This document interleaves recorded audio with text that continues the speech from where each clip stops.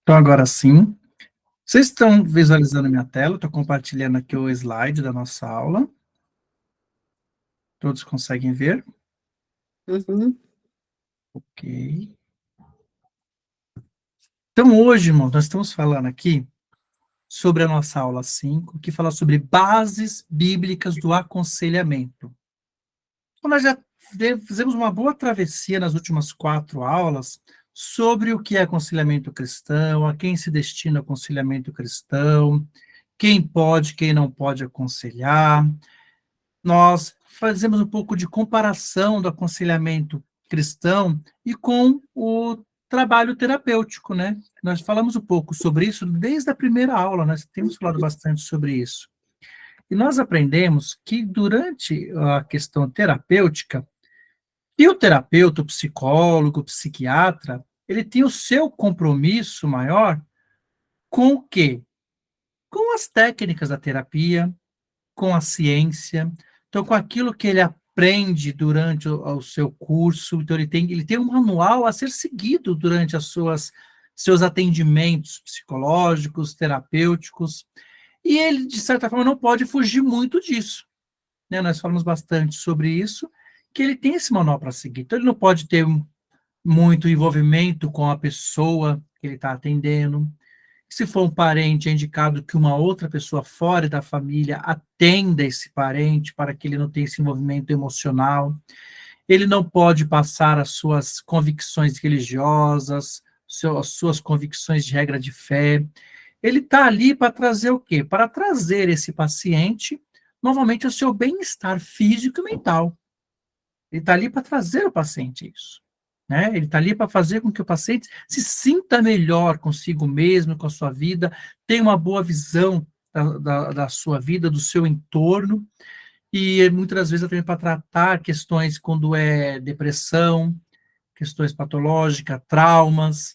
Então, é uma terapia visando a superação, para que aquele paciente ele supere determinadas situações que está prejudicando o seu bem-estar, o seu modo de viver. E nós aprendemos que já o conselheiro ele tem outro foco. Embora ele lide com situações parecidas e né, muito semelhantes, mas o foco do conselheiro, muitas das vezes, ele nem vai levar o aconselhado ao seu bem-estar momentâneo. Pelo contrário, talvez, e muito provável é, ele vai trazer uma palavra que vai confrontar o seu modo bem-estar que ele está, que vai trazer a ele um confronto, que vai trazer ele aquele momento, até mesmo um constrangimento. Porque a palavra de Deus nos faz isso, ela nos constrange. E esse constrangimento é que vai ser a raiz do arrependimento e da mudança que nós precisamos. Nós aprendemos que o conselheiro ele tem total liberdade de proximidade, quanto mais proximidade ele tiver, mais empatia ele tiver com esse aconselhado, melhor vai ser esse relacionamento, melhor vai ser esse momento de aconselhamento. Ele não só pode, como ele deve sim passar as suas convicções religiosas, seus conceitos morais e filosóficos para esse aconselhando. Então, ele tem situações parecidas, mas a forma de tratar é bem diferente. E hoje nós vamos falar aqui sobre a nossa regra de fé, a nossa base bíblica, né, para tudo isso. Antes de eu entrar aqui, eu queria ouvir a Michele. Michele, por favor, você levantou a mão? Fica à vontade. Desculpa, foi sem querer. É que eu fui aumentar a tela porque eu não estava enxergando e aí eu Uhum, mudei sem querer, desculpa. não tem problema, não. Então, hoje nós vamos falar aqui um pouco sobre as bases bíblicas do aconselhamento. A Bíblia é autoridade no aconselhamento cristão? Sim ou não? E por quê? O que vocês acham? Diante do que você já sabe, diante do tanto que nós discutimos, que tivemos falando até essas últimas 4 aulas, qual é a percepção de vocês sobre isso? A Bíblia é autoridade para a nossa vida. Imagine para o aconselhamento, né? Interessante, muito bom. Quem mais? Vamos lá, essa aula eu vou ouvir bastante vocês. Podem, como diziam os antigos, desenrola o rolo aí, gente, deixa sair. Deixa nada guardado. O que vocês acham? A Bíblia, ela é autoridade no aconselhamento cristão? Sim ou não? E por quê?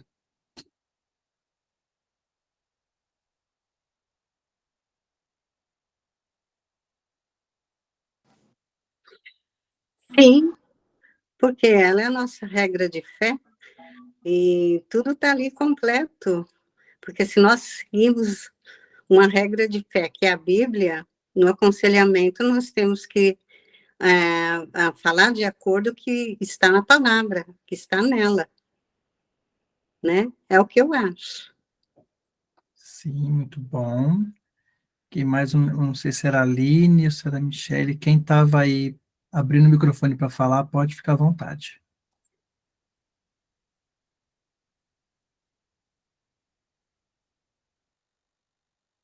É um livro que não envelhece, seus ensinamentos e doutrinas são para todos. Aqui a Margarete colocou para a gente no chat, exato, muito bom. Eu entendo que sim, porque a Bíblia é a palavra de Deus.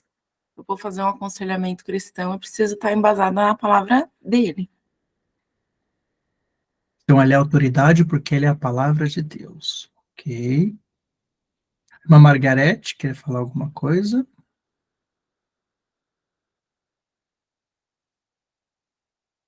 Mais alguém?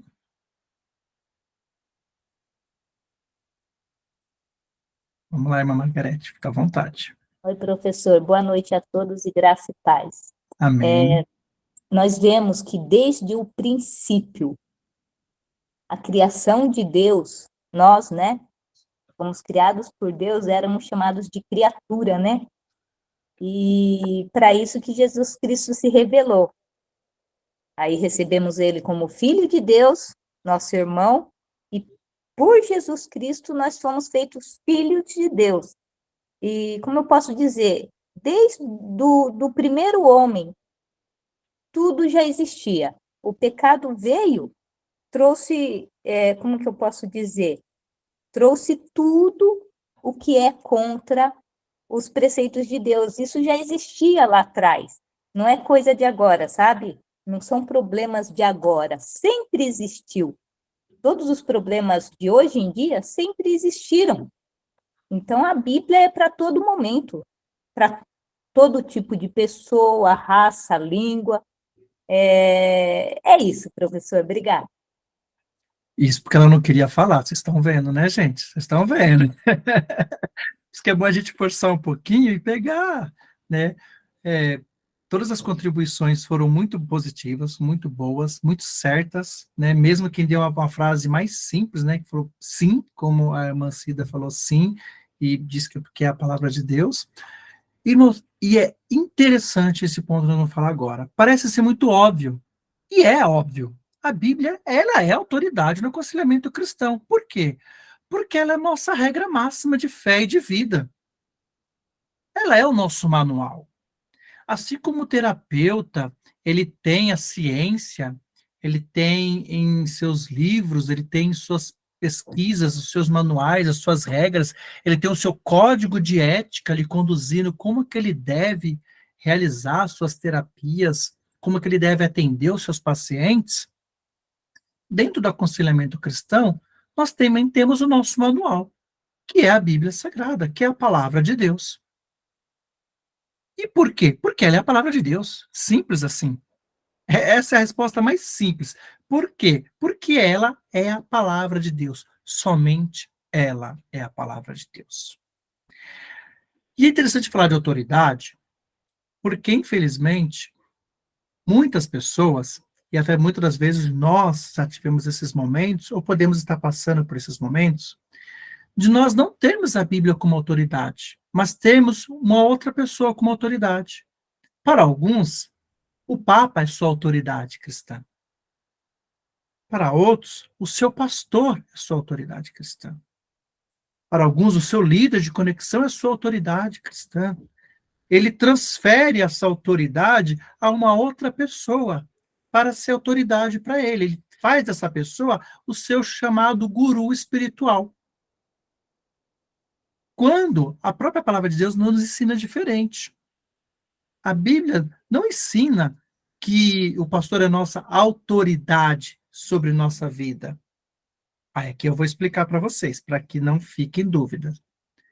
Irmão Wilson, você está dizendo então que eu não preciso respeitar o meu pastor, é isso? Pelo amor de Deus, não é isso que eu estou dizendo. Mas algumas igrejas, eu venho de uma igreja, venho de uma igreja pentecostal, que eram ministrados, assim, heresias sobre o púlpito, por exemplo, que a bênção de Deus, antes de chegar na minha vida, ela passa pela vida do pastor e depois vem para a minha vida. Irmãos, isso é totalmente antibíblico. E, irmãos, e isso é difundido em várias igrejas hoje. E eu digo aqui grandes igrejas, grandes ministérios. Não digo igreja que surgiu ontem, assim, tipo aquelas plaquinhas de esquina de bar, assim, sabe? Jesus foi e volta logo. Não, estou falando de igrejas conceituadas, que pregam isso, que o pastor, ele é autoridade na sua vida, você tem que fazer tudo o que o pastor falar. O pastor falar sim, você faz, se ele falar não, você não faz. E com isso, pregam até erroneamente a teologia da autoridade espiritual. Como que cada as pessoas são devotos de um ser ali que ele é mais chegado de Deus. Então, aquele ser, ele é o suprassumo, e eu não, eu sou o coitadinho, né? Eu preciso muito ouvir tudo que o mestre mandar, porque ele, abaixo dos céus, ele é a quarta pessoa da Trindade. E isso é muito divulgado. Isso é muito difundido nas igrejas por aí. Pessoas que até mesmo pastores, que até mesmo amaldiçoam. Se você sair daqui, a bênção vai sair da sua vida, vai entrar a maldição, vai entrar a doença, porque ele se coloca como autoridade sobre a vida da pessoa. Do mesmo jeito que o papado se colocou, e ainda em muitos católicos, se coloca como autoridade sobre a vida da Igreja Católica Apostólica Romana. A gente teve isso mais forte durante a Inquisição, claro, né? Durante a Inquisição, era que o Papa, ele regia não só a igreja, mas ele regia o governo do mundo na sua época. Nada era feito sem a autoridade do Papa, sem o consentimento do Papa. E havia ali um acordo entre política e igreja para comandar o mundo. E essa foi a época considerada como a Idade das Trevas. Se os irmãos tiverem interesse depois de estudar um pouco mais sobre a história da igreja cristã, vocês vão ver absurdos que eram cometidos em nome da fé, em nome de Deus. E ali tinha o Papa. Então, porque é o Papa, o que é o Papa? O Papa, ele é o sacerdote. Ele é o sacerdote. Ele é o representante de Deus para o povo. E hoje, tantos anos depois, hoje nós não temos mais a Inquisição Católica, mas hoje existe uma Inquisição evangélica sendo difundida nas igrejas, colocando pessoas como autoridade sobre outras pessoas. E se a gente for olhar na Bíblia, a gente vai perceber que na maioria das vezes que a Bíblia fala sobre respeito a autoridades, ela não fala sobre autoridades espirituais, ela fala sobre autoridades políticas. Ela fala sobre autoridades humanas. Ela fala, quando a Bíblia fala ali, respeite as autoridades, se você ler o contexto, você vai ver que é autoridade humana. Que está falando ali de dar a César o que é de César, que você tem que respeitar e obedecer os teus senhores, e ali quando fala senhores, está falando realmente de uma situação de uma pessoa que era escravo para o seu senhor. Então está falando de autoridades humanas, e não de autoridade espiritual. Então, irmão Wilson, não existe uma hierarquia dentro da igreja? Sim, existe. Só que ela é uma hierarquia funcional e não de poder. Olha a diferença.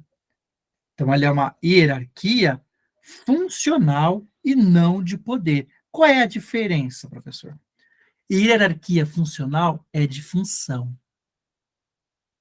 Mas perante Deus, todos somos iguais. Todos somos literalmente iguais diante de Deus. O que a Bíblia diz que nós somos? Por favor, alguém abra 2 Pedro, capítulo 2, por favor. 2 Pedro, capítulo 2. Vamos ver o que nós somos. Eu vou até pegar minha Bíblia aqui também, na versão da NVT. Eu acho interessante a linguagem deles. 2 Pedro, capítulo 2, peço que vocês abram aí. E vamos ver como que a Bíblia define o que nós somos. Eu gosto desse momento que a gente fala, vamos abrir a Bíblia. Eu sei que hoje é muito comum, está tudo nos slides. Mas é bom nós abrirmos a Bíblia assim, pesquisar também, que isso nos ajuda a decorar mais onde estão os textos. Vamos lá, 2 Pedro, capítulo 2. Deixa eu ver só os versículos que eu preciso que vocês leiam para mim, por favor.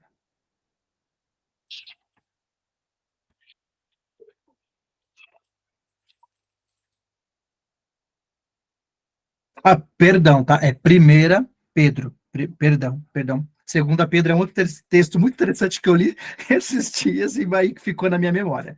Mas é 1 Pedro, capítulo 2.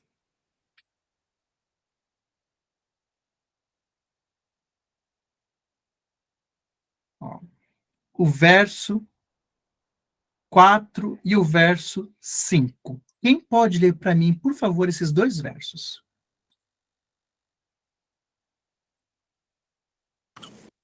Eu. Por favor, irmã Cida, lê para nós. 4 e 5. 4 e o 5. 3.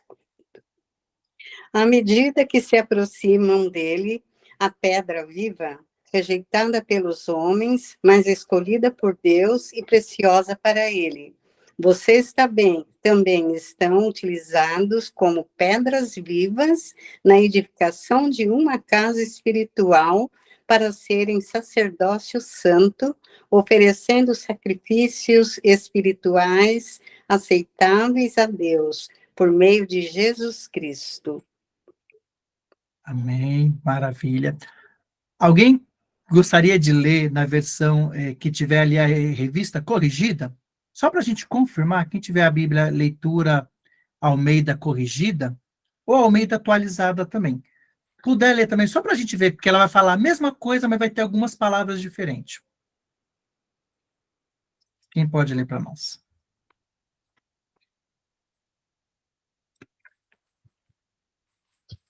Posso ler, professor? Pode sim, Margarete, por favor. E chegando-vos para ele, a pedra viva, reprovada, na verdade, pelos homens, mas para com Deus eleita e preciosa, vós também, como pedras vivas, sois edificados casa espiritual e sacerdócio santo, para oferecerdes sacrifícios espirituais, agradáveis a Deus por Jesus Cristo. Amém. Deus abençoe, irmã Margarete, Deus abençoe, irmã Cida. Nós lemos em duas versões e nós ouvimos as mesmas palavras. Olha que interessante. Quem foi a pedra viva rejeitada pelos homens? Jesus, correto? E o que aqui fala no versículo 5, o que nós somos? A igreja. Aqui está falando da igreja. Vós também são o quê? Pedras vivas. Vós sois templo espiritual, sacerdócio santo do Senhor, para poder oferecer sacrifícios agradáveis a Deus. Então, o que a igreja é? Quem é sacerdote aqui? É o pastor? É o diácono? É o irmão? São só as irmãs? Quem é sacerdote aqui, segundo essa palavra? Todos nós somos sacerdotes, irmãos. Todos nós. A Bíblia deixa bem claro que todos são sacerdotes. Então, o pastor, o que ele é na igreja? Um sacerdote. O diácono é um sacerdote. A diaconisa é uma sacerdotisa. Mas vamos falar como sacerdote, para ficar bem igual. Sacerdote. Os jovens são sacerdotes. As crianças da igreja são o quê? sacerdotes. Então, dentro da minha casa, eu sou sacerdote. E a minha esposa, ela é o quê? Sacerdote. Por quê? Todos que são pedras vivas, todos que formam esse corpo, todos são sacerdotes. Então, não existe nenhum maior, nenhum menor. E em outros textos que nós vamos ler, nós vamos ver que aí existe o quê? Apenas um sumo sacerdote, que é Jesus Cristo. Então, todos nós, perante Deus, somos sacerdotes. Não existe ninguém a mais e ninguém abaixo disso. Então, irmão Wilson, qual é a diferença, então, do pastor para o diácono, para mim, para as crianças, para o irmão que está na cantina? Qual é a diferença? É como esses sacerdotes estão servindo ao Senhor e servindo a sua igreja. O pastor, ele está nos servindo para cuidar da sua igreja. A serviço pastoral. A palavra legal e mais boa para dizer aqui é ao dom pastorado. A ele lhe foi dado o dom pastorado. A outro foi dado o dom para servir com os talentos musicais. A outro foi dado o dom para servir com a intercessão. A outro foi dado o dom para servir o dom do amor. Mas todos recebem dons do Espírito Santo para, como sacerdotes, servir uns aos outros, edificando uns aos outros, e assim todos servindo ao sumo sacerdote Jesus Cristo. Então, é uma hierarquia de função e não de poder. Que interessante isso. Acho que a irmã Ana queria dizer alguma coisa, irmã Ana, por favor. Ana Carolina? Perdão, irmão, eu acho que eu também acabei apertando sem querer a mãozinha. Ah, tudo bem. Vocês estão conseguindo compreender? Está ficando claro para os irmãos essa questão da diferença de autor, qual é a hierarquia da igreja? Ela é funcional e não de poder? Então, o pastor não tem uma autoridade sobre a minha vida a dizer o que eu posso, o que eu não posso, o que eu devo, o que eu não devo fazer. Logicamente que ele vai me orientar às coisas corretas e santas que eu devo fazer. E vai, logicamente, me corrigir se eu estiver fazendo coisas erradas, porque ele está nessa função. É a função dele, como pastor, doutrinar a igreja de Cristo. Mas ele não é o dono da igreja de Cristo. A igreja de Cristo, ela tem um bom pastor como dono, Jesus Cristo. E muitos pastores têm confundido isso, se colocado como donos da igreja que não é dele, que não foi ele que morreu na cruz por essa igreja. Muitos líderes se colocam como donos do grupo a qual Deus confiou em sua mão para cuidar, para zelar, para ajudar. Não, você não é dono de ninguém.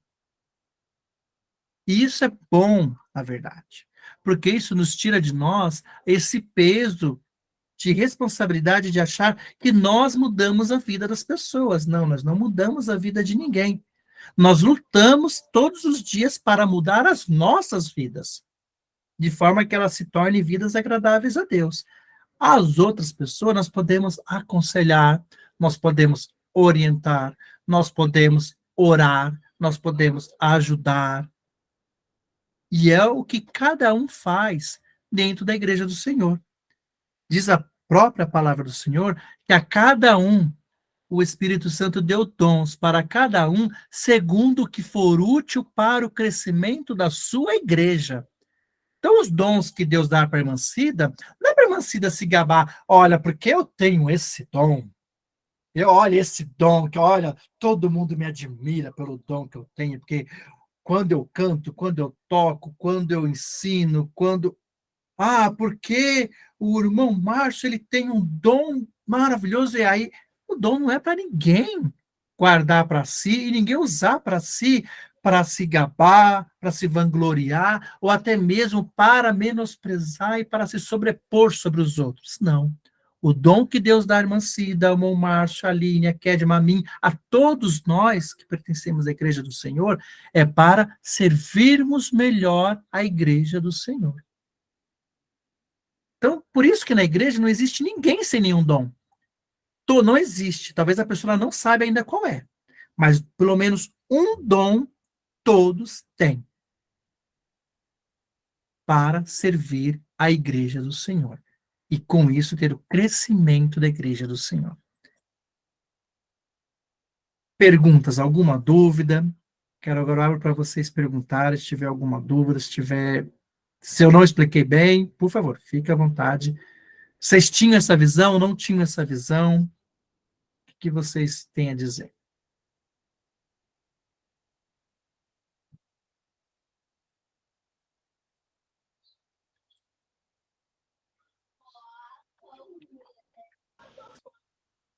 Vocês ficam em silêncio, eu fico com medo. Eu não sei se vocês entenderam ou se vocês estão com vergonha de perguntar.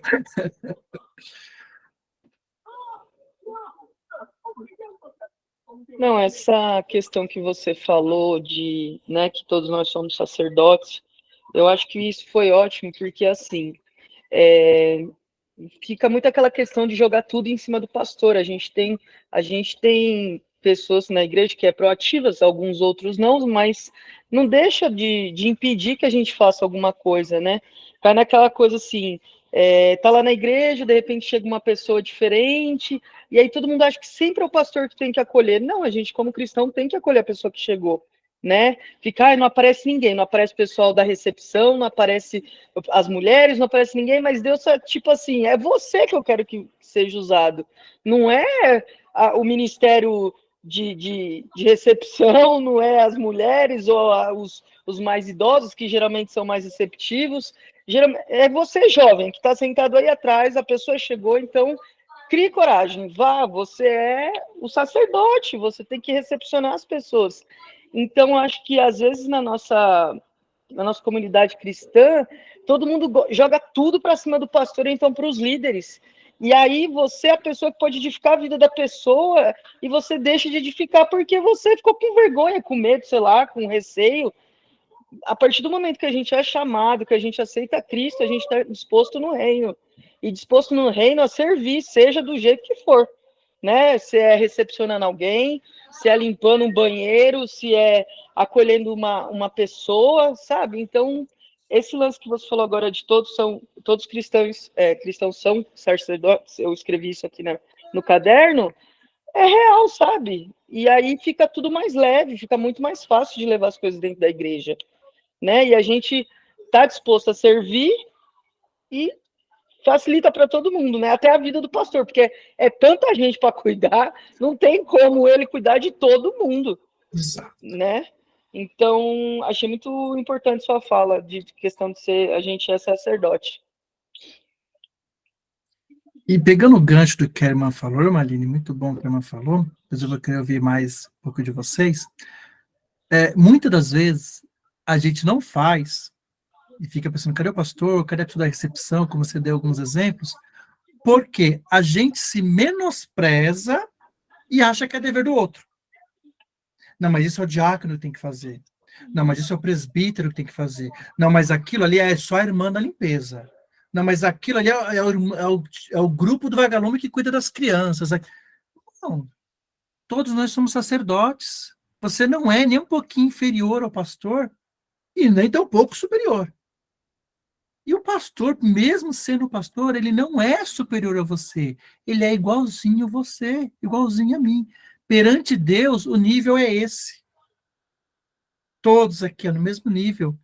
Apenas cada um executando a função que o próprio Deus designou que a pessoa seguisse.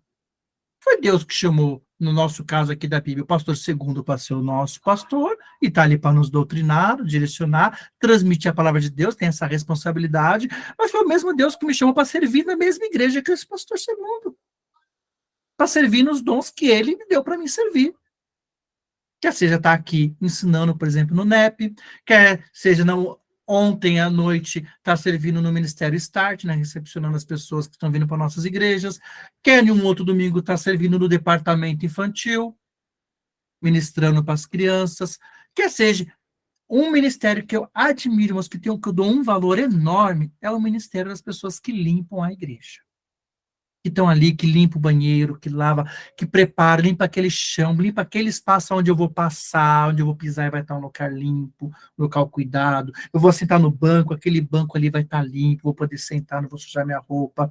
Eu vou usar o banheiro, vai estar um banheiro limpo. E tem gente que desvaloriza, como se aquilo fosse menor. Irmãos, esse é o mais valorizado, porque ele está sendo feito para receber a todos, até mesmo quem nem é cristão, que nem ainda faz parte do reino. Então, o problema é que muitas vezes nós nos menosprezamos. Quer um exemplo claro disso? Eu venho de um ministério, como já falei, que, irmãos, era terrível. Era assim, as pessoas tinham uma visão que era assim, às vezes chegava uma pessoa, não, porque ali, ó, ali está fulano, ali, ó, ali é homem de Deus.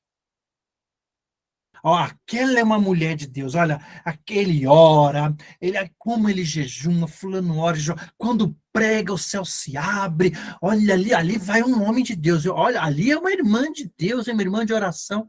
Aí você é o quê? E eu sou o quê? Ele é um homem de Deus, eu sou o quê? O ratinho? Irmãos, como se a pessoa. Eu já ouvi até algumas frases assim: olha, aquele ali, ó, ele tá assim, ó, pertinho de Deus. Eu tô algumas 3, 4 quadras de distância, mas aquele irmão ali, ele tá, ó, assim, quando ele ora, acontece, porque ele tá assim, tão perto de Deus, tão ligado, tão na fiação com os céus. Eu tô umas 3, 4 quadras de distância, mas um dia eu chego lá. Irmãos, não existe isso.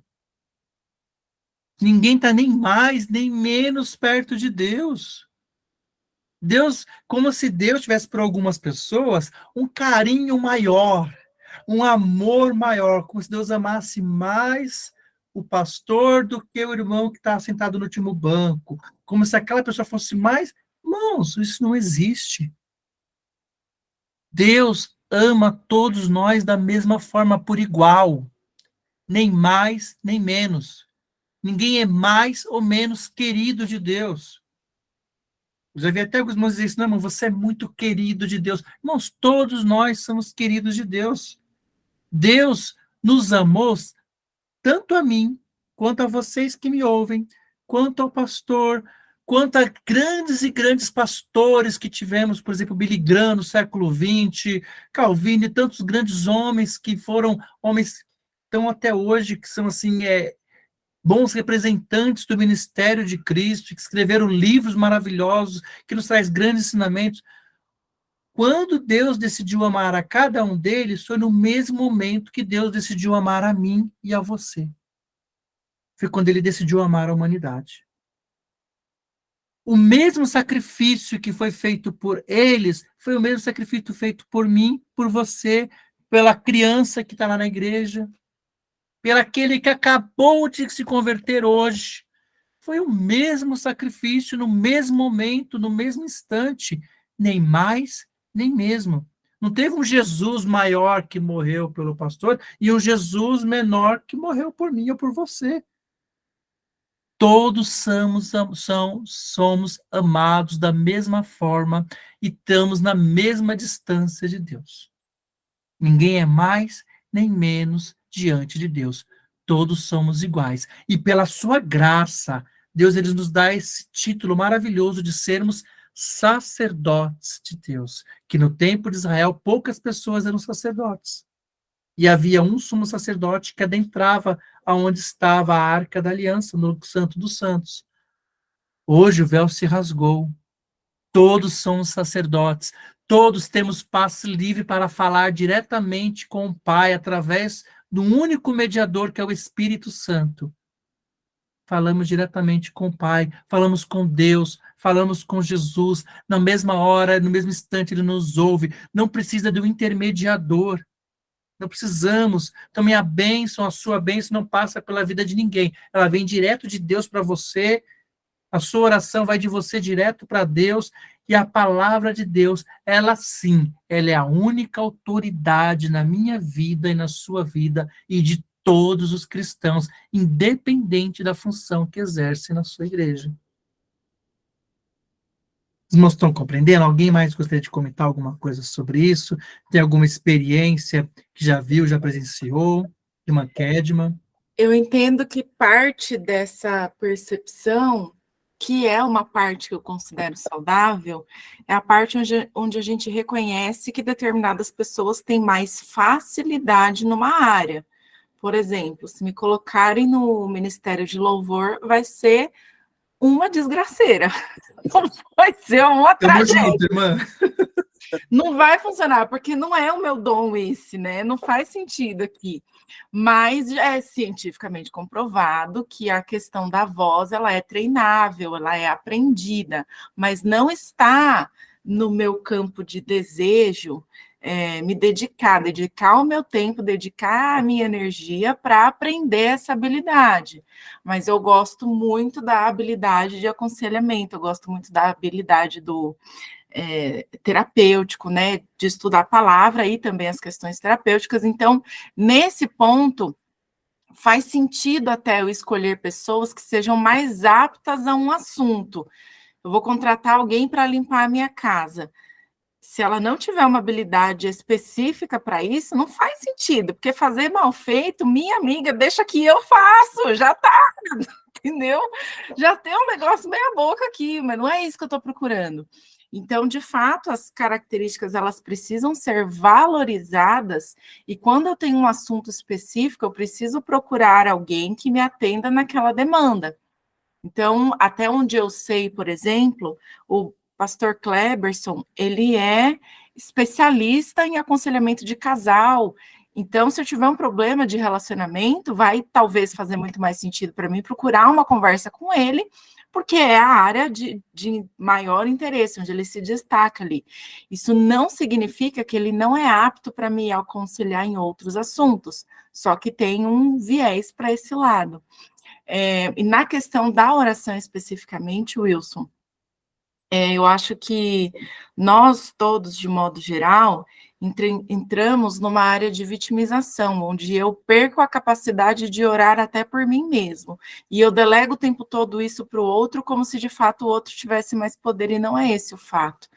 Biblicamente, se a gente for avaliar, a orientação é para que a gente entre no nosso quarto e ore em secreto, e ali Deus vai nos ouvir. Mas a gente tem tanta essa demanda de delegar a responsabilidade para o outro, que nem por mim mesmo eu oro. Então, eu vou pedir oração para a igreja. Então, significa agora que invalidou a oração que eu vou pedir para os outros? Claro que não, porque também é bíblico intercedermos pelos outros, mas uma coisa não anula a outra. E o que eu vejo muitas vezes é as pessoas se anulando, como você falou, né? Lançando esse olhar inadequado, que é a parte onde eu considero que não é saudável, de eu endeusar a pessoa. Eu coloco ela no lugar que deveria ser de Deus.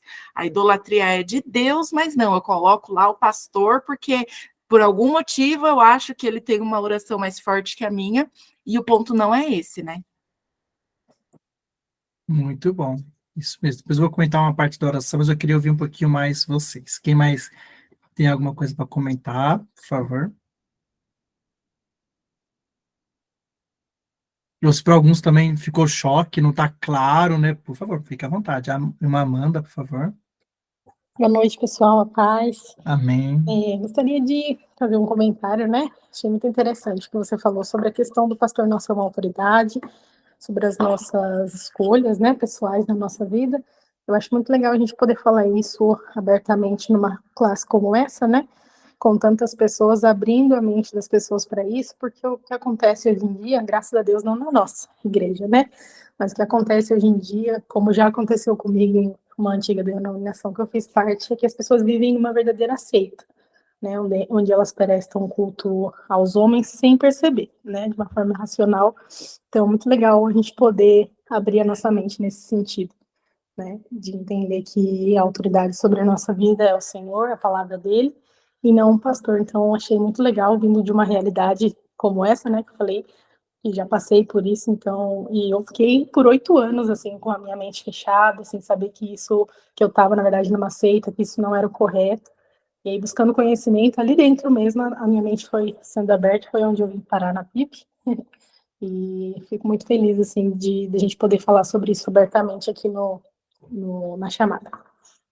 Amém. Deus abençoe. Graças a Deus pela vida da irmã como está hoje, mas é muito triste isso que a irmã nos conta, porque tem muita gente sofrendo abusos espirituais em suas igrejas por pastores. Muita gente sofrendo, porque acredita que se ele falou sim, tem que ser, se ele falou não. E aqui eu quero deixar bem claro que eu não estou incentivando ninguém aqui, gente, a desrespeitar, menosprezar o pastorado de nosso pastor, ou qualquer pastor em suas denominações. Não é isso que eu estou deixando, ensinando, mas é deixando bem claro o que a Bíblia diz. O que a Bíblia não diz, a gente pode. Como é que as pessoas pegam o que a Bíblia não diz e põem como se ela tivesse dito? O pastor, ele não é autoridade sobre a minha vida, ele não é. Sabe uma coisa que é autoridade, pastor, ele tem total autoridade? O púlpito da igreja. Isso é autoridade dele. É responsabilidade dele. O ensino. Então, ou ele, ou quem sobe ali para ensinar, é responsabilidade dele. E é por isso que nas igrejas batistas é muito difícil você ver uma pessoa ministrando a palavra que não seja pastor, que não seja um dos ministros, é muito difícil isso. Por quê? Porque o pastor, ele é ciente que ali ele tem uma autoridade sobre aquele púlpito, sobre o que sai dali de cima, e ele vai responder pelo que sai dali de cima. Isso é um ponto interessante. Mais alguém gostaria de comentar alguma coisa? Porque eu quero botar um pedacinho só na parte da oração que a irmã citou.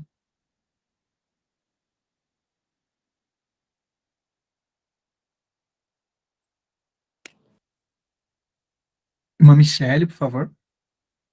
Michele. Eu acho que eu já cheguei a viver isso.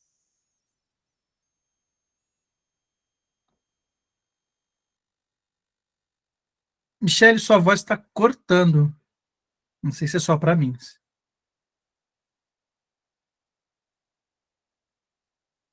você estiver com fone, talvez você esteja mal conectado. Dá uma olhada, por favor. Da igreja e ir para uma outra igreja. Eu acho que eu tinha entrado junto. E tá funcionando? Agora estamos te ouvindo. Isso, pode continuar. E pedir permissão para sair da igreja. Já voltou? Voltou. Voltou? Ah, tá. Eu tive que pedir permissão para sair da igreja e o pastor não deu, né, a permissão, assim. Eu fui pedir a permissão e uma carta, né? E o pastor não deu a permissão para eu sair, né?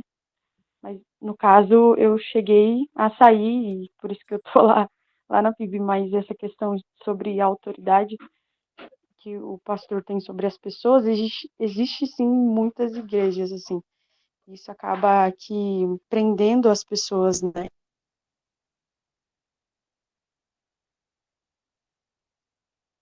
É exatamente isso. É uma maneira de você aprisionar as pessoas que foram libertas pelo sangue de Jesus estão aprisionadas nas igrejas de Cristo. Isso, gente, não faz o menor sentido.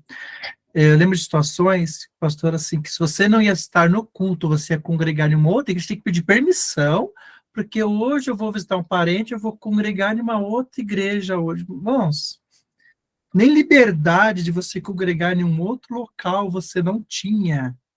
Eram situações, a irmã não está confirmando que mesma coisa com ela. Isso chama-se que isso é abuso espiritual. Isso tem um nome, tá? Isso é abuso espiritual. E muito comum em muitas igrejas. A irmã Lana continua comentando aqui. Ter a minha própria intimidade com Deus e receber de Deus. Irmãos, era muitas coisas. Irmã Cida, você queria comentar alguma coisa? Que eu vou deixar a irmã comentar antes de eu falar mais. É como você já falou, a irmã falou aí, você pode atender, você pode receber, nós podemos sim, nós temos o sacerdócio, mas também nós temos que entender que tem os departamentos da igreja, entendeu? E muitas vezes você pensa, eu vou fazer, e o grupo daquele departamento, às vezes, não gosta que você...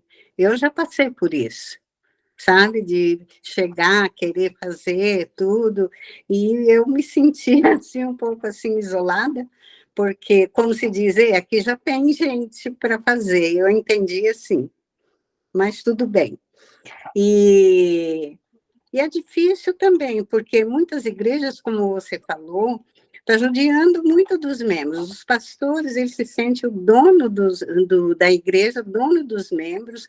Muitas vezes tem que passar por ele para você poder fazer alguma coisa, não te dando liberdade. Entendeu? E hoje eu passei assim, eu recebi uma mensagem de família, né? E colocando o templo que na frente de Deus, e que a oração lá dentro desse templo, nossa, é uma oração que chega a Deus e se sente. Aí eu mostrei, não, nós temos toda a liberdade, primeiramente Deus, depois essas coisas vêm, depende do que você está servindo, né? E então as pessoas, o Wilson, a gente, nossa, eu precisei parar porque elas se sentem certas e não te dá, sabe? E aí eu falei assim, não, para você se sentir com Deus, que você está fazendo aquela oração e está chegando a Deus, você pode trancar a porta do seu quarto e falar com Deus, o Espírito Santo te visita. Você não precisa chegar num templo para falar com Deus, entendeu? E é uma adoração ao templo que eles colocam o templo acima de Deus. Eu quis mostrar para ela.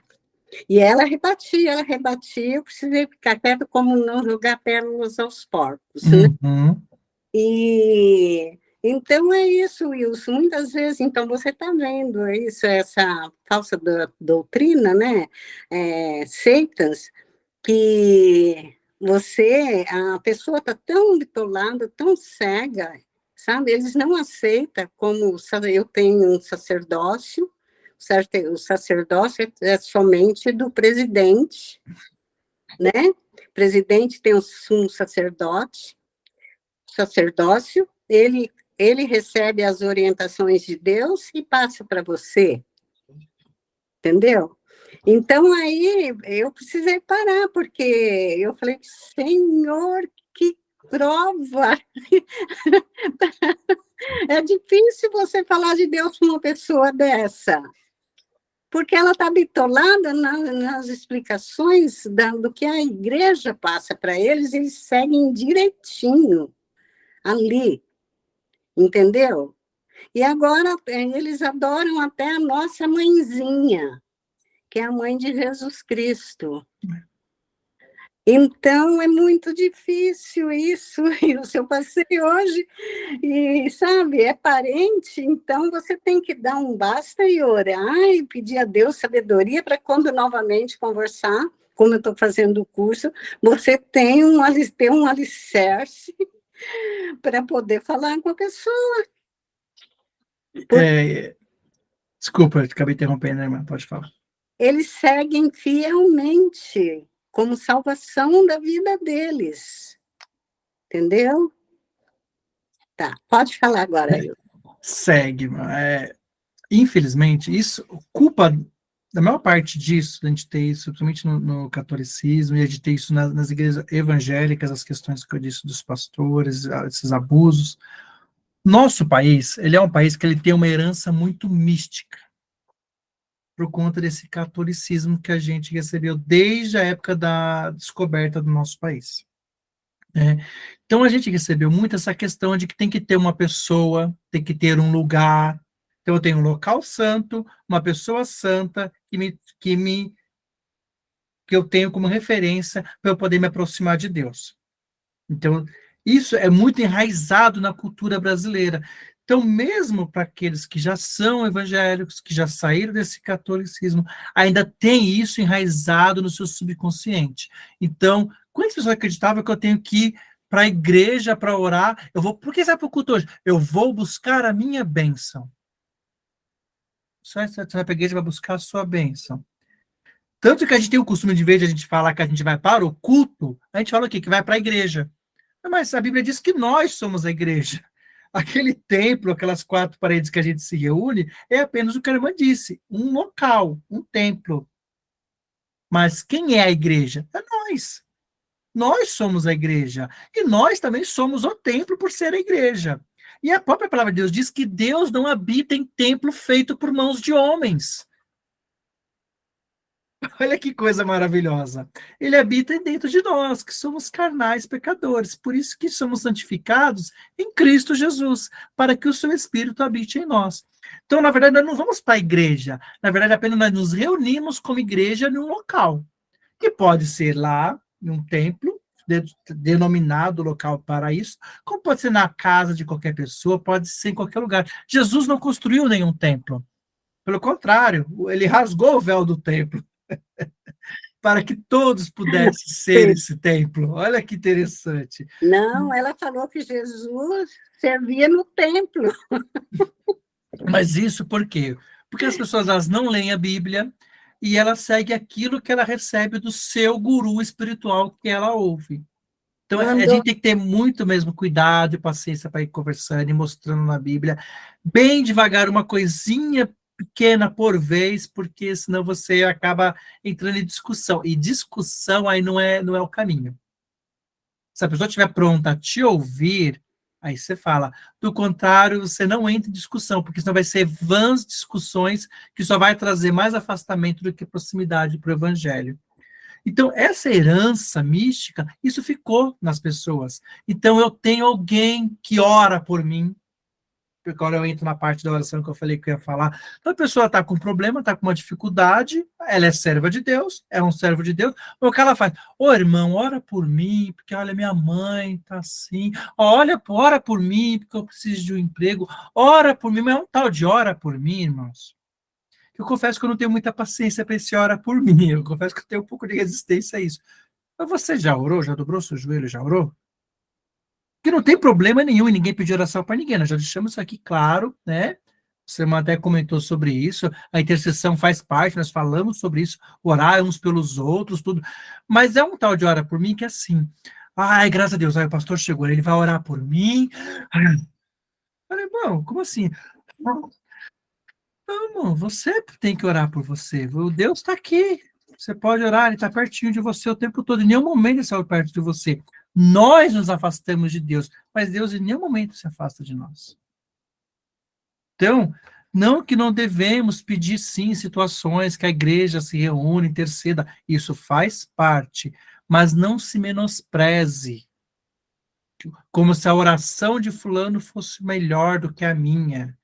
Porque fulano, é como eu disse, igual eu vim de um ambiente assim, não, porque fulano está mais próximo de Deus, eu pedi para fulano orar por mim, porque olha, não, irmãos, a gente ora pelos outros, é orar uns com os outros. Eu costumo até dizer, você quer que eu ore com você, ao invés de falar eu ore por você? Porque eu oro por aquele que não conhece o Senhor. Aquele que conhece o Senhor, eu oro com. Então eu oro com o Márcio. Eu oro com a Michelle, porque nós dois conhecemos o Senhor. Eu não preciso orar necessariamente por ela. Eu oro por ela porque eu estou orando sozinho, que ela está perto de mim. Não estou me vendo, Senhor, a Michelle, o Senhor, a irmã Cida, Kedma, o Márcio, Senhor, olha, abençoa. Eu estou intercedendo na minha oração. Junto nós oramos com. Nós adoramos com. Nós louvamos com. O culto, ele é isso. Ele é a igreja, todos juntos, em uma única fé, uma só fé, um só amor, um só batismo, uma união de pessoas no mesmo propósito. Todos os sacerdotes reunidos adorando ao Senhor. Uns com cânticos, outros com salmos, outros com harpa, cada um com seu dom, servindo ao Senhor. E aí, nós temos que focar aqui agora, sim. A Bíblia, ela é a autoridade. Então, não é o pastor que é a autoridade sobre a minha vida, não é a irmã, não é o irmão, é a Bíblia. Então, a Bíblia é a autoridade. Então, eu entendi que a Bíblia é a autoridade sobre a minha vida. E agora, no aconselhamento cristão, eu vou conseguir passar isso para quem estiver aconselhando. E eu vou conseguir trazer essa pessoa a essa realidade que ela tem menosprezado. Olha, por que você está agindo assim? A Bíblia diz que nós somos sacerdócios.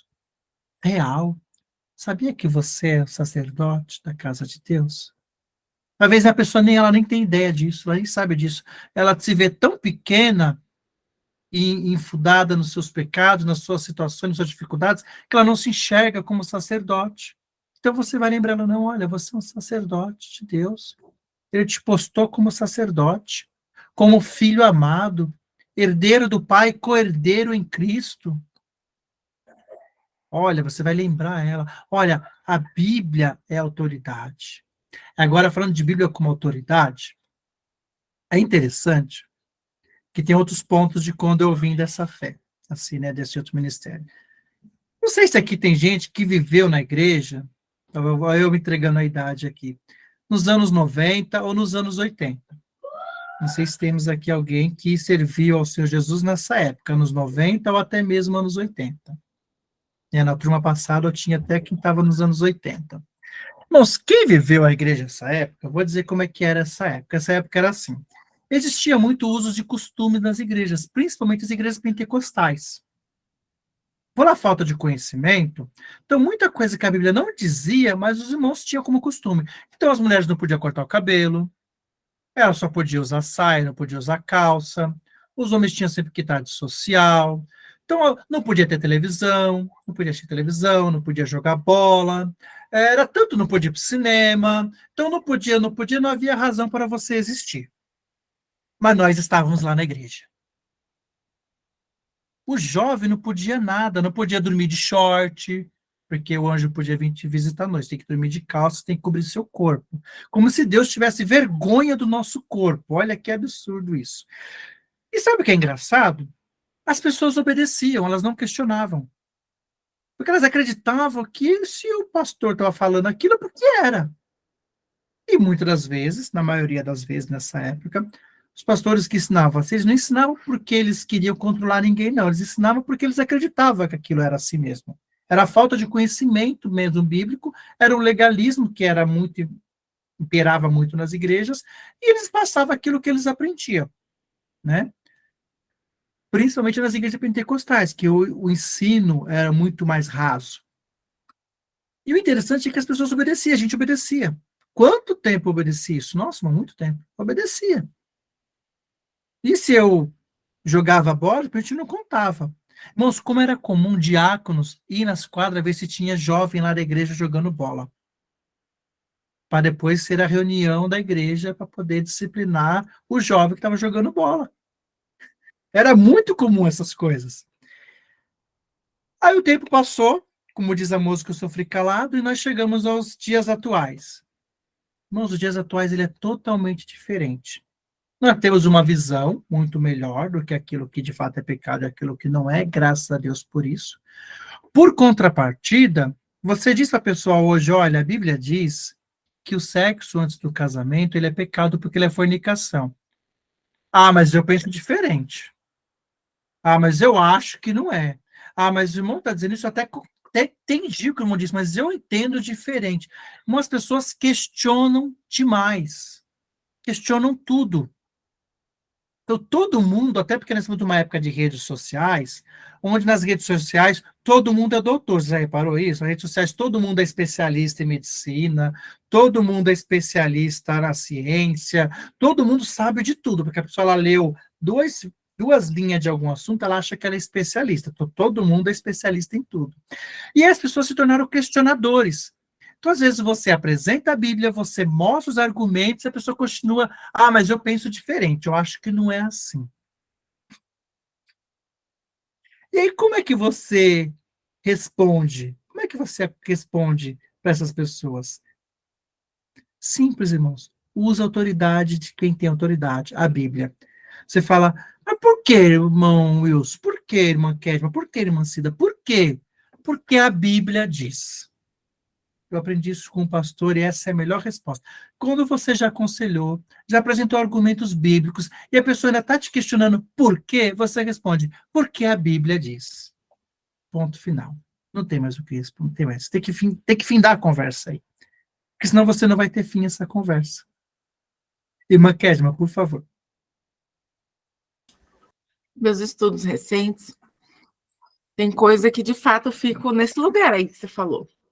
Eu não estou entendendo, não estou entendendo, não estou entendendo. E vai caçar, e cavuca, e vai no hebraico, e vai no grego, e fala, mas não faz sentido ainda, Deus do céu, eu continuo não entendendo.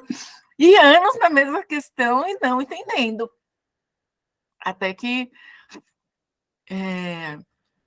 Deus veio me conduzindo nesse lugar, porque nem eu não estava aguentando mais com esses questionamentos. E eu entendi que a brincadeira com Deus não é de entender, é de obedecer. Então, legal, você não entendeu? Azar o seu, obedece. Lá na frente, no caminho, talvez um dia, quem sabe, você entenda. Mas no primeiro momento, o que importa é obedecer. A Bíblia diz que é assim, eu preciso obedecer. O que eu entendo muito, Wilson, dessa demanda de entendimento é também por causa dessa condução cega que foi feita, uma condução inadequada das autoridades antigas, como você disse, que a gente herda desde muito tempo atrás, e para a gente não cair vítima dessas pessoas que não têm entendimento bíblico, a gente não aceita qualquer resposta. Só que o nosso padrão de buscar resposta não mudou. Eu continuo questionando o outro, quando, na verdade, eu deveria examinar as escrituras e não ficar questionando o outro. Você não entendeu, querido? Então, sinto muito. O melhor que eu posso fazer por você é isso aqui, porque a Bíblia diz e a brincadeira é de obedecer. Vá lá e estude você. Pega o texto e vai estudar. E pede para Deus te dar o entendimento que você está buscando, porque eu não tenho isso para te oferecer. Eu tenho a resposta que está na Bíblia. Quer? É isso que tem. Não quer? Então é você e Deus, obedece e boa sorte. É isso mesmo, é bem isso. Irmã Aline? Isso que a Kedma falou é que hoje a gente vive num mundo que as pessoas querem escutar o que elas querem ouvir, né? Quer assim, quer que a pessoa fale o que ela tá a fim de ouvir, ela não quer escutar a repreensão do Senhor, ela quer, não, eu tô no erro, isso aí é legal, continua no erro. Ela quer simplesmente escutar o coração dela, entendeu? Ela pede conselho, você fala da palavra de Deus, ela fala, mas eu acho que eu tô certa nisso.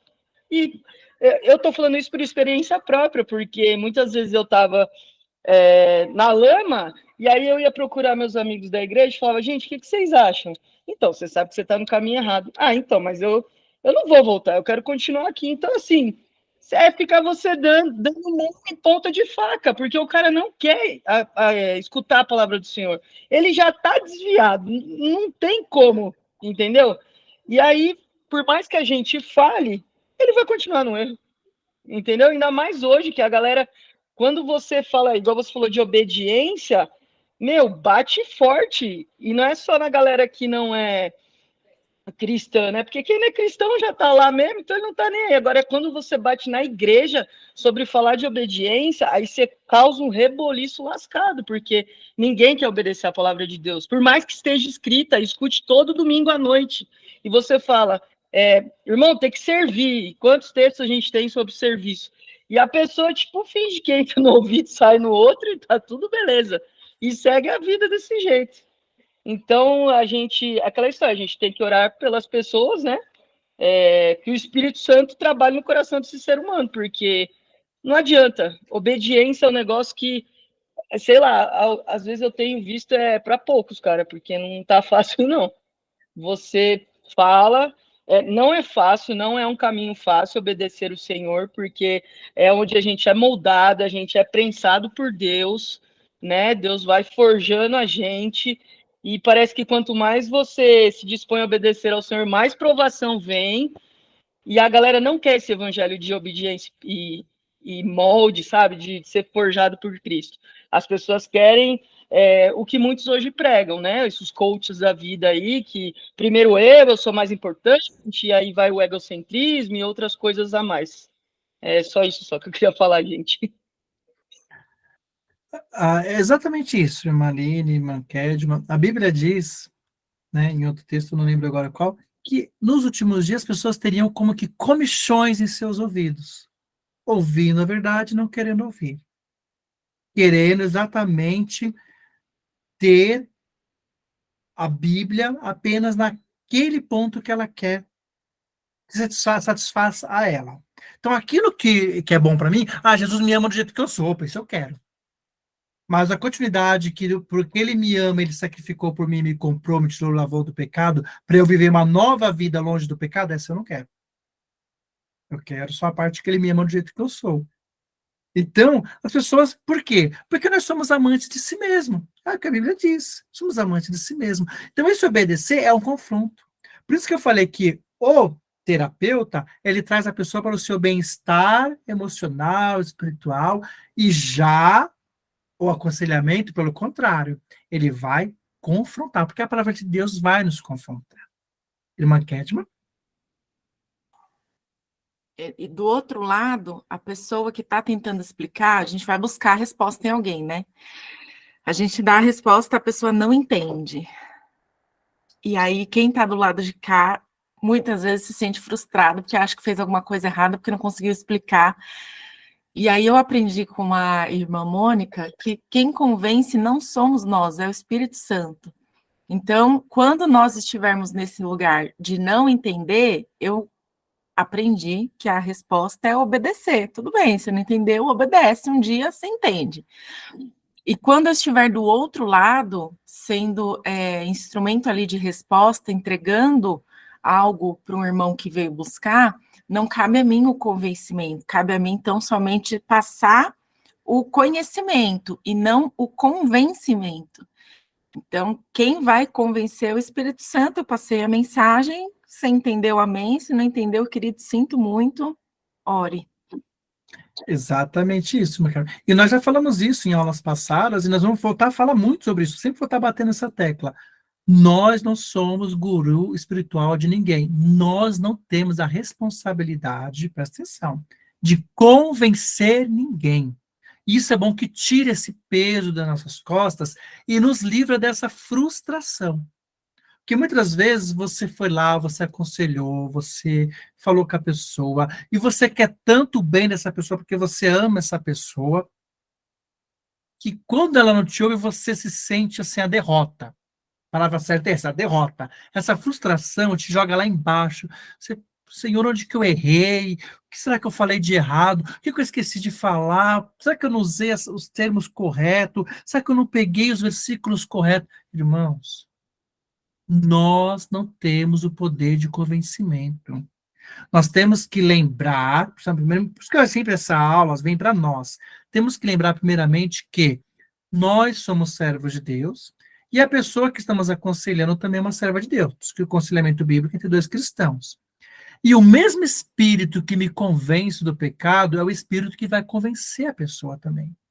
Então, quem me convence que eu estou errado é o Espírito Santo. Quem vai convencer a pessoa é ele também. Então, eu tenho que crer que nesse momento de aconselhamento existe um Deus, que é o Espírito Santo, que está trabalhando no coração da pessoa.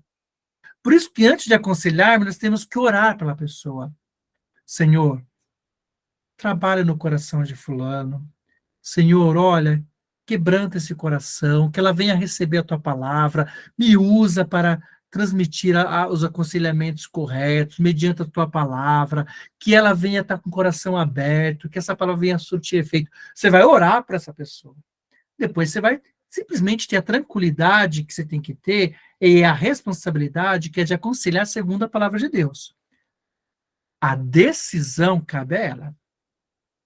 Se ela não quiser mudar, se ela não quiser ouvir, se o Espírito Santo não convencê-la, não vai ser eu ou você com a nossa eloquência, com o nosso dinamismo, com o nosso carisma, que vai fazer efeito, irmãos.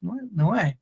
Tá? Então, isso é bom que nos tira essa vulnerabilidade à frustração. Fique em paz. E aqui, nós vamos ler alguns textos agora. Tem muita coisa que eu nem vou comentar aqui, porque nós já comentamos, tá, irmãos? Eu vou só passar porque é interessante. Olha o que diz aqui esse texto, aqui, ó. A Bíblia é a autoridade do aconselhamento porque é a palavra de Deus. Nós já falamos. Ela é inspirada, inerrante, infalível e interpretável, sendo a revelação especial de Deus para a salvação daquele que crê na sua mensagem de redenção, que encontra seu ápice na vida, morte e ressurreição de Jesus, em que o Espírito Santo nos ilumina nos tornando capazes de crer e amar a verdade de Deus nela expressa. O conhecimento contido na Bíblia é necessário e suficiente para conduzir o cristão pela fé a uma vida piedosa que glorifica a Deus. Irmãos, esse texto tem que estar no quadro nas nossas casas. Texto maravilhoso. E aqui tem 2 Timóteo 3,16, confirmando o que está nesse texto. Toda a escritura é inspirada por Deus e útil para o ensino, para a repreensão, para a correção e para a instrução na justiça. Que justiça? Justiça de Deus. Então não é a justiça dos homens, não é a minha justiça, é a justiça de Deus. Então a palavra de Deus, ela é inspirada por quem? Por Deus. Então, a palavra de Deus, ela é inerrante. Por quê? Porque ela não foi feita por homens. Não, mas não foi homens que escreveram? Foi. Tem até pessoas que dizem assim, foram homens inspirados que escreveram. Não, não foram homens inspirados. Foi um Deus inspirado que passou sua inspiração para esses homens. É diferente. Então, a Bíblia não foi escrita por homens inspirados por Deus. Não. A Bíblia foi inspirada por Deus e passar essa mensagem para os homens. Por isso que ela é a palavra de Deus, ela não é a palavra de nenhum homem. Ela é inerrante, ela é infalível e ela é interpretável. Só que ela é interpretável por quem? Por ela mesma. A Bíblia interpreta a Bíblia. Então não é o que eu acho da Bíblia, não é o que eu penso. Por isso que a gente pega muito dessas pessoas, quando a gente vê nessas conciliamento, pessoas, mas eu entendo diferente, eu interpreto diferente. Eu falei, então, só que a Bíblia diz que ela é interpretável por ela mesma. Não pode ser o que a gente pensa, o que a gente acha. Aquilo que ela diz com certeza que é pecado, a gente diz que é pecado. Aquilo que ela não diz, a gente também não diz. Aquilo que não ficou totalmente compreensível para a gente simplesmente diz que não sabe. Quando tiver numa situação de aconselhamento que você assim não souber, você fala assim, olha, eu não sei. Não tem problema nenhum de você dizer isso. Olha, eu confesso que eu não sei. Mas uma coisa que eu sei é que a Bíblia diz que nós devemos que crer e amar a verdade de Deus nela expressa. E crer é obedecer. Não tem como crer sem obedecer. Porque se eu creio que existe um Deus, isso é fé. O que é fé? É o firme fundamento das coisas que não se veem, mas se espera. E a certeza,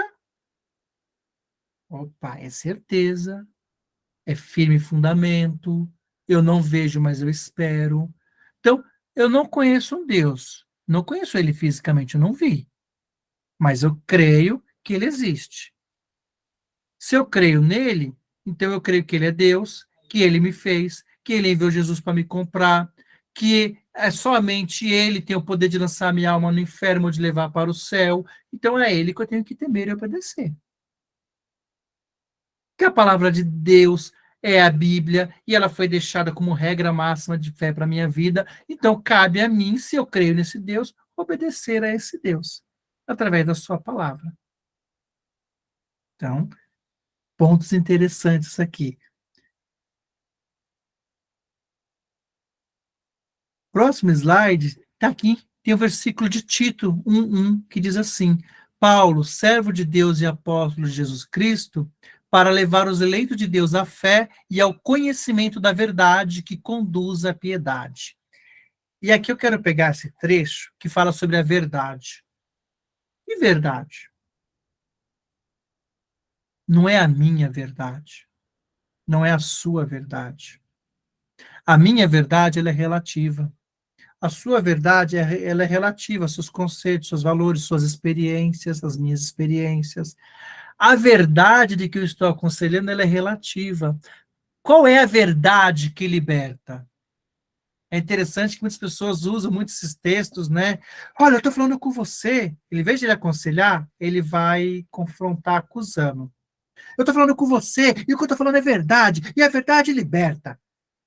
Oh, irmão, que palavras bonitas, a verdade liberta. Mas que verdade que liberta? Qual é a verdade que liberta? Não é a sua. não é a minha. Não são verdades do cotidiano reais que liberta. Eu, por exemplo, eu dizer, olha, estamos numa aula online, isso é verdade? É verdade.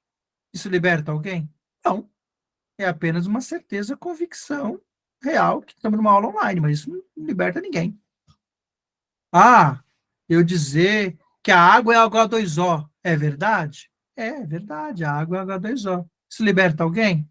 Não. Qual é a verdade que liberta? A palavra de Deus. E revela o Cristo, Jesus, como nosso Deus. Eu sou o caminho, a verdade e a vida. Ninguém vem ao Pai senão por mim. Essa é a verdade que liberta. Então não é qualquer verdade. As pessoas estão usando várias verdades e usando, é verdade liberta, então fale a verdade que verdade liberta. Mas a verdade que liberta é essa aqui. Eu sou o caminho, a verdade e a vida. Ninguém vem ao Pai senão por mim. É a palavra de Deus. Essa é a verdade que liberta. Então, mais uma vez, a palavra como autoridade sendo testificada. Qual é o valor da Bíblia para o aconselhamento? Olha aqui, Salmo 19, a lei do Senhor ela é perfeita e revigora a alma. Os testemunhos do Senhor são dignos de confiança e tornam sábios os inexperientes. Os preceitos do Senhor são justos e dão alegria ao coração. Os mandamentos do Senhor são límpidos e trazem luz aos olhos. O temor do Senhor é puro e dura para sempre. As ordenanças do Senhor são verdadeiras, são todas elas justas. São mais desejáveis do que o ouro, do que muito ouro puro, são mais doces do que o mel, do que gotas do favo. Porque elas, teu reino é divertido, a grande recompensa em obedecer-lhes. Olha que interessante aqui. Sabe o que é interessante nesse Salmo 19? É que esse Salmo 19, ele traz uma leitura um pouco poética, de rima poética. Só que não da nossa poesia comum, poesia portuguesa. A poesia portuguesa, ela é muito comum de rimas de palavras que são semelhantes, né? Então, eu falo uma palavra, né, e depois eu falo uma outra palavra que ela rima que fica com sinônimos parecidos, né? Na Bíblia, aqui nesse texto de Salmo, ele não, ele tem uma rima mais hebraica, é diferente. Ele não é uma rima de palavras, ele é uma rima de conceitos. Então você pega um único salmo e você vê conceitos sendo reforçados com palavras diferentes. Então a lei do Senhor ela é perfeita. Porque ela é perfeita, ela é digna de confiança. Revigora a alma. Se ela revigora a alma, ela nos torna sábios, tornam sábios os inexperientes. Os preceitos do Senhor são justos, por isso os seus mandamentos são límpidos. Então eles são conceitos que vão condizendo, é como se eu estivesse reforçando um mesmo tema, um mesmo assunto, com outras expressões. Dão alegria aos olhos, ao coração, perdão. Por isso trazem luz aos olhos. Então, e aí vai, o temor do Senhor é puro. As ordenanças do Senhor são verdadeiras. Então, tudo isso vai reforçando, até a maneira que o texto bíblico ele é escrito, ele reforça o quanto a palavra de Deus, ela é autoridade, ela é fiel, ela revela, ela é o próprio Deus. O que nós temos fisicamente mais próximo de Deus a nós é a sua palavra. Não temos mais nada. Fisicamente, santo, próximo de Deus a nós, do que a sua palavra. Mas, infelizmente, as pessoas desprezam a leitura da palavra de Deus.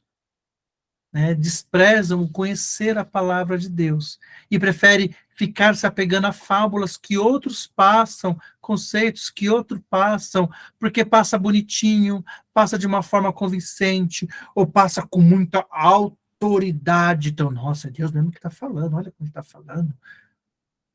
Sendo que toda a autoridade está escrita, disponibilizada para nós na palavra de Deus.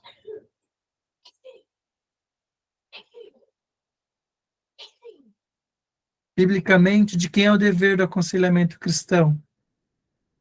Amém, irmã Aline, fica à vontade. De quem é o dever do aconselhamento cristão? De quem é, gente?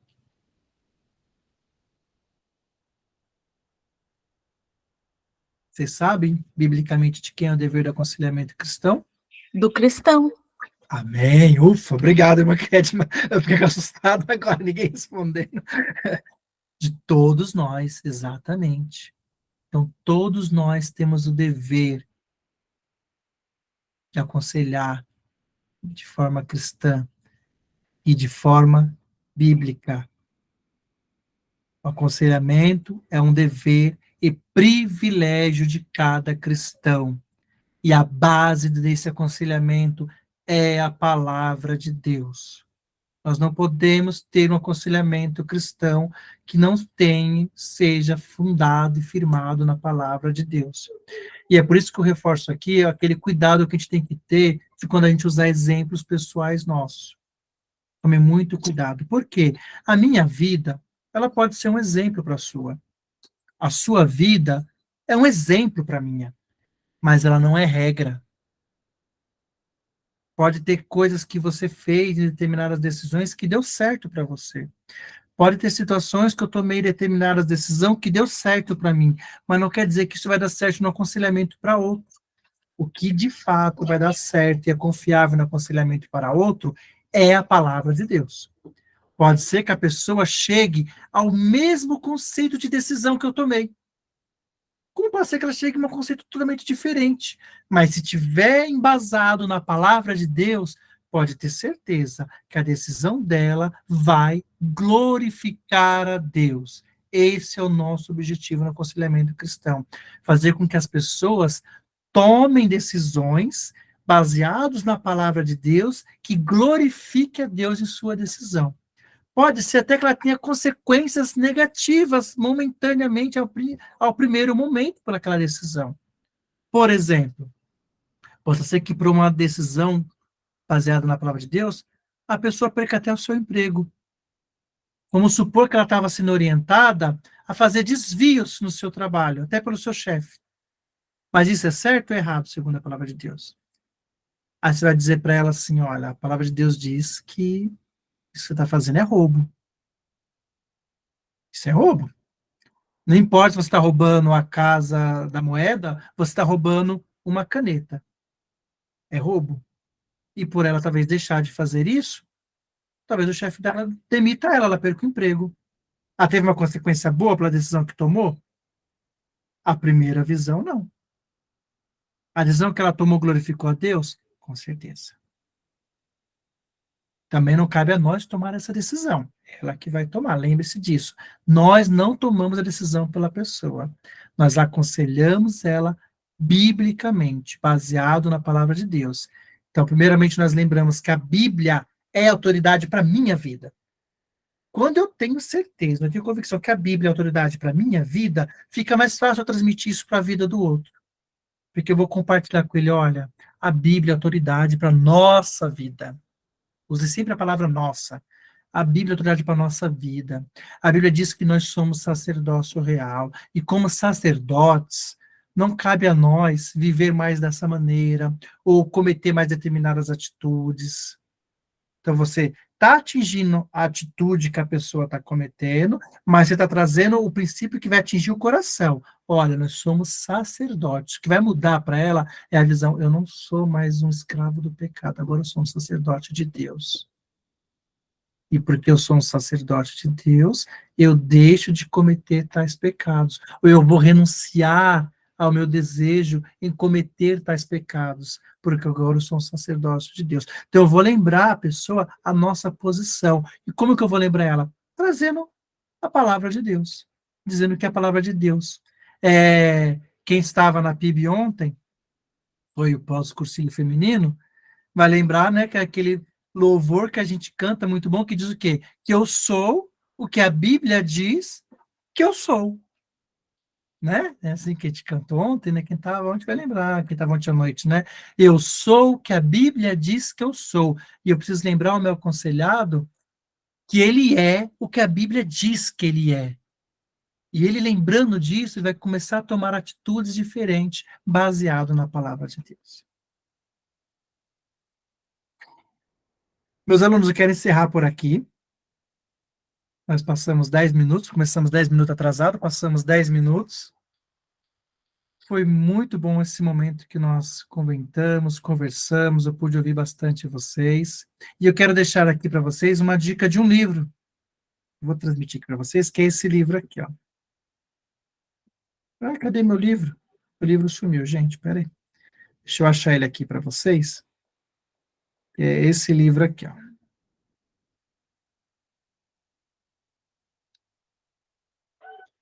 Vocês estão vendo aí? Está conseguindo ver? Por que crer na Bíblia? Deixa eu ver se assim fica melhor. Não, fica pior. É um livro de John MacArthur que diz Por que crer na Bíblia? É um livro que há pouco tempo estava com uma boa promoção na Amazon, R$19,99. É um livro muito interessante.